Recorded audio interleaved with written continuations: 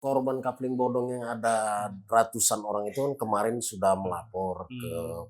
Polres Ya, oh sudah sampai Tabarelang, ke sudah ke melapor. Polres ya untuk Ah, penindaklanjutnya? ternyata dia persoalan kasus coupling bodong sudah memakan banyak korban ya, Wah. selain warga, Mmm.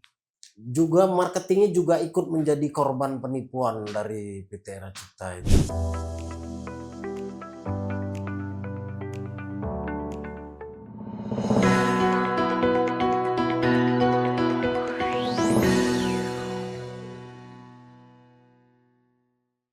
Selamat sore, Assalamualaikum warahmatullahi wabarakatuh.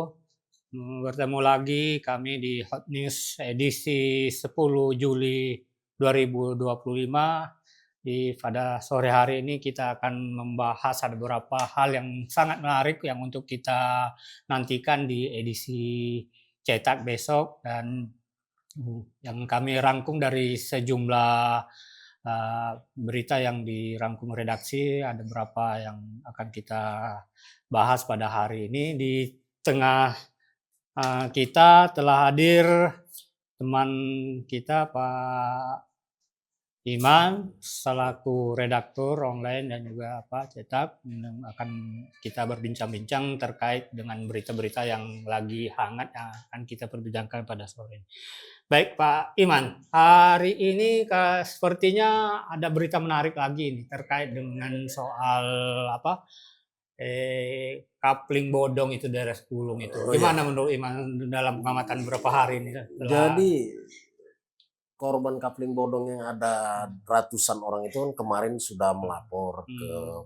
Polres Ya, oh sudah sampai Tabarelang, sudah ke melapor. Polres ya untuk Ah, penindaklanjutnya? ternyata dia persoalan kasus coupling bodong sudah memakan banyak korban ya, Wah. selain warga, Hmm. juga marketingnya juga ikut menjadi korban penipuan dari PT Era Cipta itu.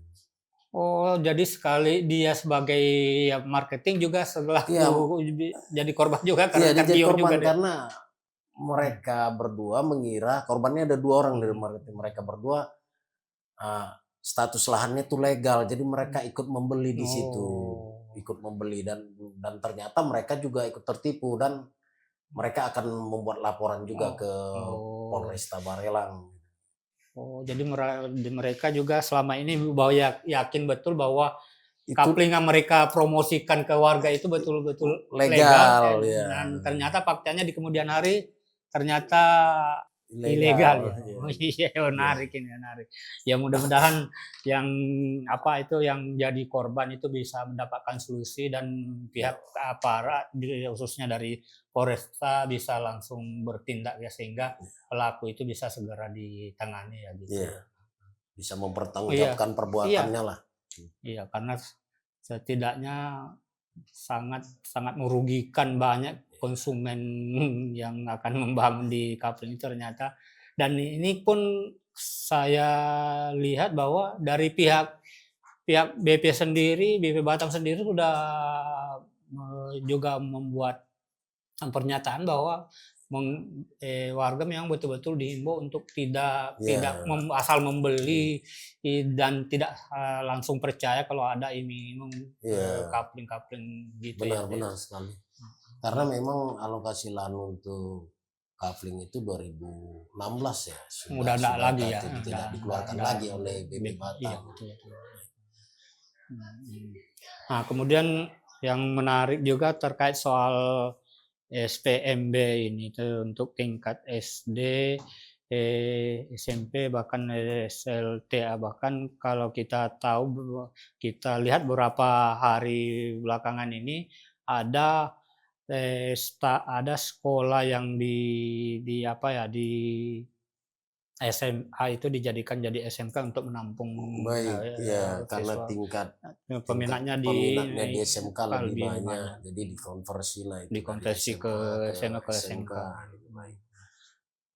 Nah, nah dan terkait soal SPMB tingkat SD sampai SMP memang kemarin di Dinas Pendidikan Kota Kota Batam sendiri sudah masih membuka pengaduan untuk, orang tua atau wali yang tidak tercover di sekolah negeri untuk, eee, buat mengadu ke posko yang telah disiapkan.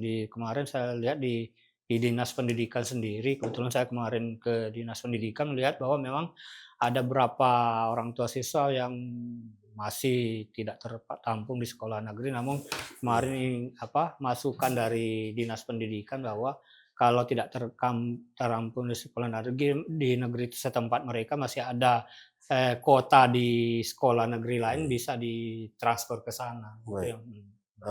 SPMG itu SPMB, posko SPMB itu memang hari inilah resmi ditutup. Sagulung dan Sungai Beduk terbanyak untuk yang daftar ulang itu tadi. Iya. Karena memang kalau melihat memang kapasitas di sekolah negeri memang tahun ini kan apalagi tidak ada penambahan kelas baru, ruang baru, memang pasti setidaknya ada berapa orang tua, beberapa anak itu tidak bisa ditampung di sekolah negeri. Namun dengan demikian dari pihak Dinas Pendidikan sendiri kan sudah memberikan solusi ke sekolah swasta dan memberikan subsidi untuk SD kalau tidak salah itu senilai 300.000, kalau SMP 400.000 untuk membantu biaya SPP mereka. Itu sudah termasuk solusi yang bagus juga yang untuk diterapkan, yang akan diterapkan di Kota Batam ini.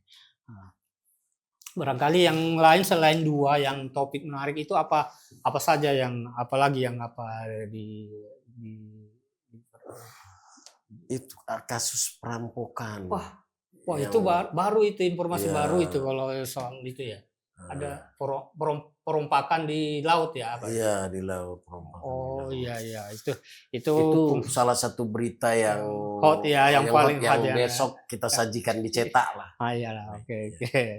Ya oke pemirsa, kalau untuk berita yang paling hot ini memang selain dua tadi itu ada yang satu itu yang soal kasus perompakan laut ini. Di saat ini teman-teman di reporter masih mengkonfirmasi ke pihak terkait untuk validasi berita tersebut. Nah, untuk itu kita berharap para pembaca untuk bisa membaca berita kita yang ada di koran untuk terbit besok.